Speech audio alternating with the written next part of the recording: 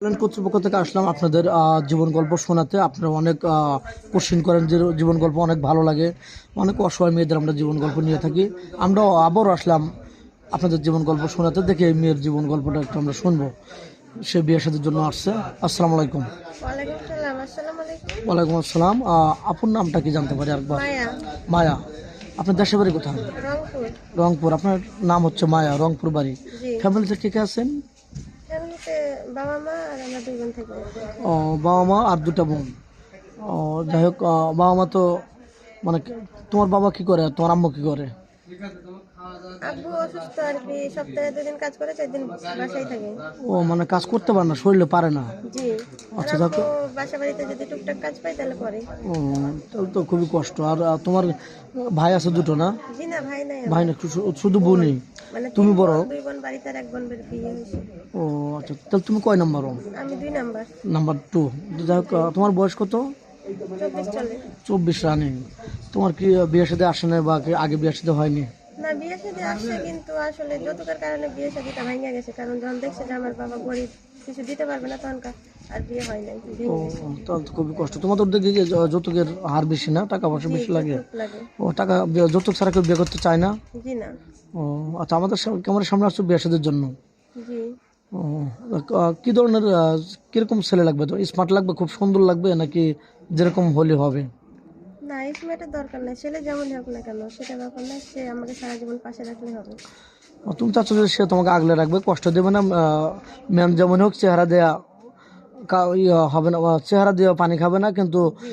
তার মনটা ভালো হতে হবে, সে যেন আমাকে 2 বেলা 2 মুঠো ভাত খাওয়াতে পারে, এরকম ম্যাম নাকি? জি।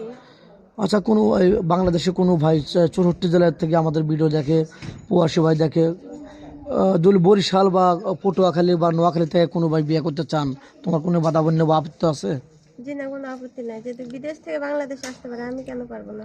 বুঝতে পারছি, মানে বাংলাদেশের 64 জেলায় তুমি যেতে রাজি আছো? জি। যে কোনো জেলায়?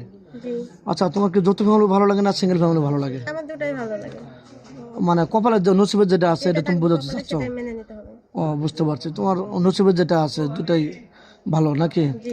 যাই হোক, কোনো প্রবাসী ভাই তোমাকে বিয়ে করে বাংলাদেশে রেখে গেলেন, শ্বশুর শাশুড়ি তোমার হাতে দায়িত্ব দিয়ে গেলেন, তাদের সাথে তুমি বাজে রিয়েট বা খারাপ রিয়েট করবে কিনা?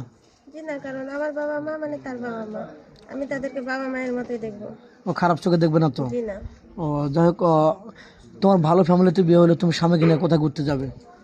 আসলে আমার স্বামী যেখানে নিয়ে যাবে আমি সেখানেই যেতে খুশি। স্বামীর খুশি তোমার খুশি, মানে স্বামীর সুখ তোমার সুখ নাকি? জি।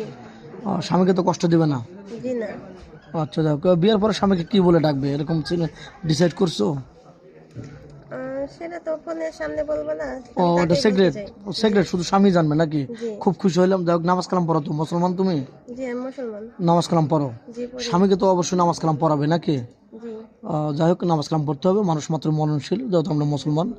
তোমার ফোন নাম্বারটা দিয়ে দাও, স্কিপ আর বাড়াতে চাচ্ছি না। আসলে আমার তো কোনো ফোন নাই, নাম্বার দেবো কিভাবে? ও, তোমার আদৌ ফোন কিনো কারণ নি না? জানেন তো আমার বাবা গরিব, একবেলা খাই দুবেলা না খেয়ে থাকা লাগে, ফোন কিভাবে চালাবো? মেয়েটা কোনো ফোন নেই।